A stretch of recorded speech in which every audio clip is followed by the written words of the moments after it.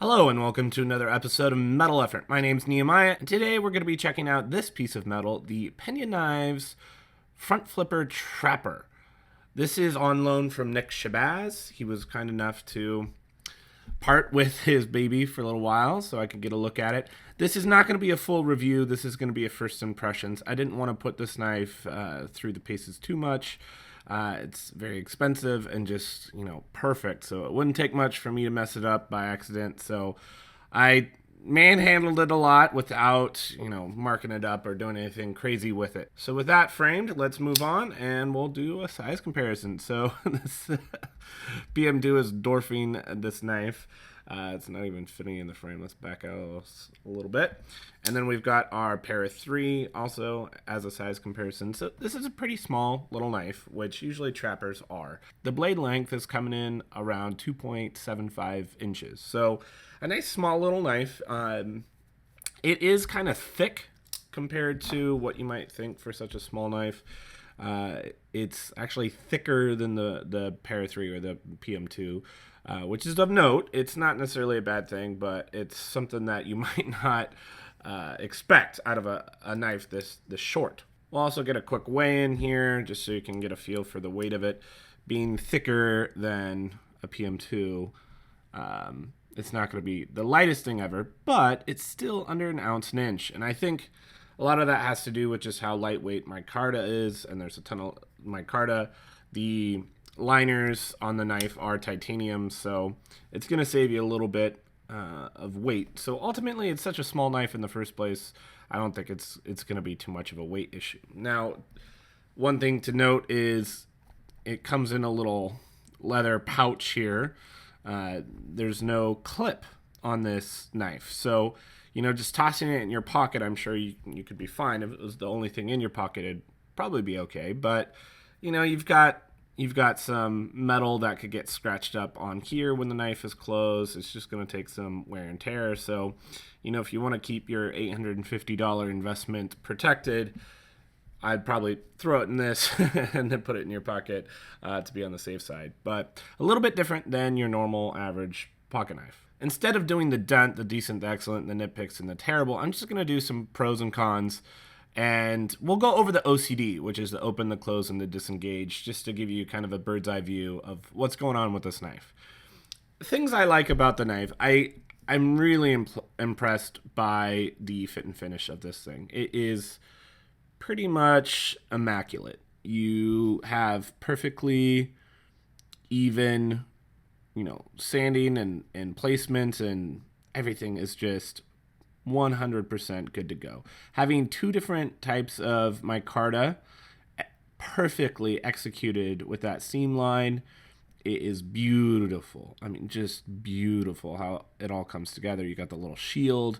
He does unique shields on each knife, which is kind of cool. Gives it a little bit of special flair, while still maintaining the integrity of consistency without making every single knife exactly the same. I think that's really special. You'll notice here it's got a front flipper or top flipper, depending on your definition or how you perceive that. So it's kind of a little sail kind of sticking up on it. That's normal. It gives you a little bit more purchase to be able to open the knife. But it is just amazing how well this fits together. Perfectly centered.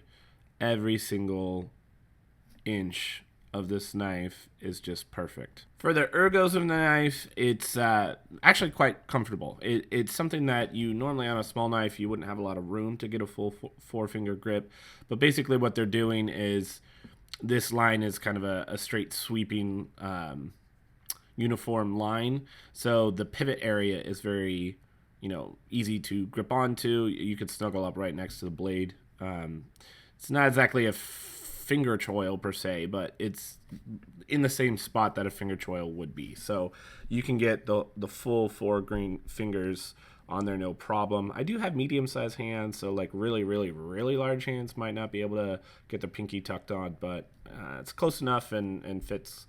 I think most people are going to have a pretty good time with the ergos of the knife.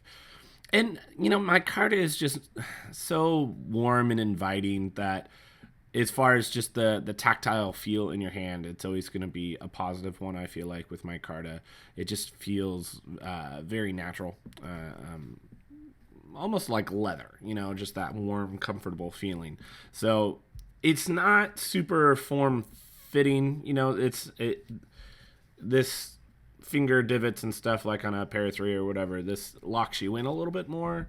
Where this is just kind of, it feels like you're grabbing in like a really thick pencil or something.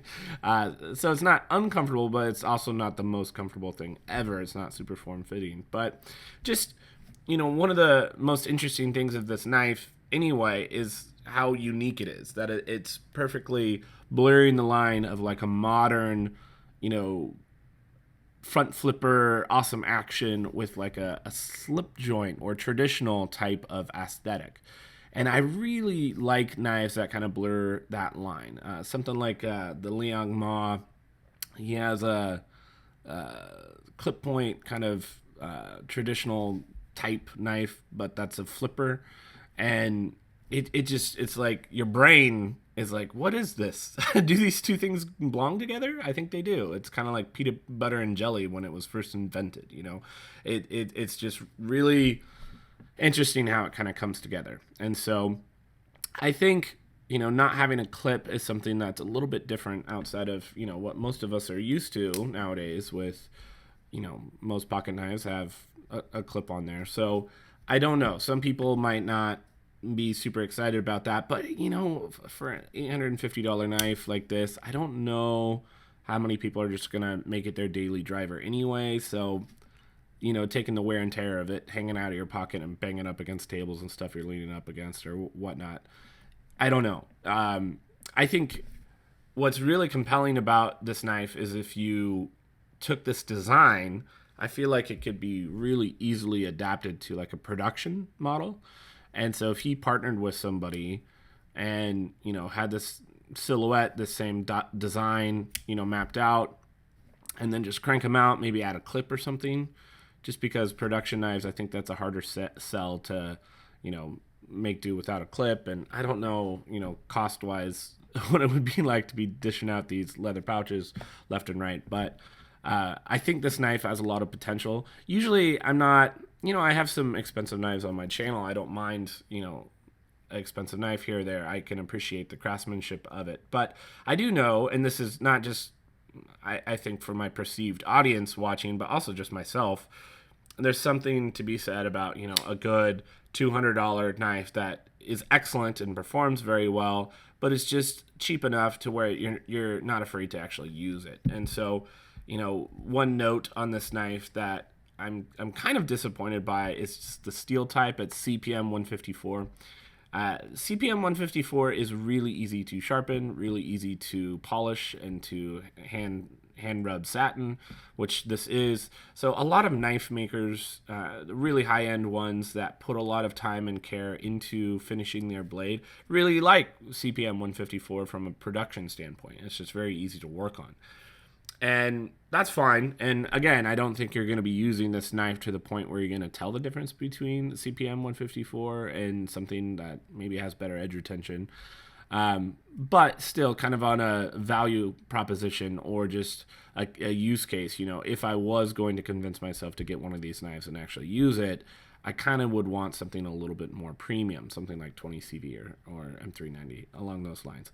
It's not the end of the world to have a CPM 154 blade, but if the production model had something better, it kind of reminds me of the Fifth 23, the collaboration with Custom Knife Factory. Philippe Georget, his custom models that are like $1,500, they use the same 154 CPM 154 steel. But then when CKF made the knife, they upgraded it to M390, and it's like a third the cost. So that, if you can do stuff like that where you're making the price point a little bit more palatable for people, you're going to get more people interested in it that just couldn't be before, and you're giving it some kind of upgrade, whether it be a better steel type or a clip, I think that is extremely compelling. So I'm kind of looking at this knife more as a proof of concept than, you know, this actual knife. Because at $850, this thing better be immaculate. It better be amazing. And it is. And that's not to say that an expensive knife is going to be amazing and perfect, because the vast majority of them are not. And that's why it makes, you know, the whole custom knife game such a tenuous, kind of unreliable field to get into, because, you know, you might have a friend that has a knife that they spent $800 on. It's awesome. You buy the same model from that maker and it's just not the same. You know, there is some variance. So I'm very much interested if this would become a production knife. Overall, is it like a keeper? Yes, it is. I mean, value aside, you have to set that aside. If you're asking me, is it worth $850? Oh, man, you know, I guess if the answer truly was yes, then I would own one. But I guess it's not. It's just a little bit too premium of a cost, even though it is so well, you know, executed and is doing something that's very unique. I don't know. Okay, and we're kind of doing everything out of order, and this is not exactly the normal procedure here, but I'll end the video on the OCD, the open, the close, and the disengage. So first thing you'll see here is the top flipper, like I kind of pointed out earlier, is very proud of the shoulder. So this gives you some additional options that you normally wouldn't have on a front flipper. You can do it a traditional way on a front flipper, something like that, where it flies right out. This is pretty comfortable to do. It's got a lot of power behind it. The detent is pretty snappy. It feels great. You can also do kind of a front flipper kind of this way. You know, that's kind of more coming at you, I suppose. Works just as well. But there's kind of a hidden one where you can do it with your finger. And this one, it's a little awkward at first, but once you get used to it, it becomes just as second nature as the other two options for opening the knife. So on the open, I would probably give this like an excellent, just because there's variety and it's very satisfying to do all three ways to open the knife. It's very fidget friendly in that way. For the disengage, now normally I like there to be like a little cutout right here so that I can come in horizontally to get in there. This isn't the case on this knife. I do understand maybe a little bit more than on most knives the desire not to break this line. You know, traditional just doesn't have a big, you know, finger hole right there like some of the knives do. But kind of compensate for that, there's very deep, wide chamfers on both sides. So it's pretty easy to come in just directly on top and move that over. It's still preventing it from being like super excellent. It's right on the edge of excellence and just decent, but I'm not having any issues. There's no pain involved. It's not super awkward to get it disengaged. So that overall I'm pretty pleased by. It's good. It's definitely good to decent to excellent. I don't it's not bad. That's what I know. As far as the close goes, it's a pretty good, you know, shutter. It's not like completely free fall. You need to jostle it just a little bit, but overall, you know, if you give it a medium jostle, it'll close completely. So the fidget factor of going through the whole, you know, cadence is pretty easy. So it's definitely one for the fidgeters. It's very much just kind of that juxtaposition of, you know, kind of a modern fidgety knife paired with the aesthetics of a traditional knife that just is very compelling to me. And I think this is a very good knife. And really, more than anything, I'm just crossing my fingers hoping that it becomes a production knife and that more of us can get our hands on it and experience the, you know, benefits that this design has, with maybe a better steel and, you know, less money coming out of our wallets. I hope this video was helpful to you. I'll catch you in my next one. Bye.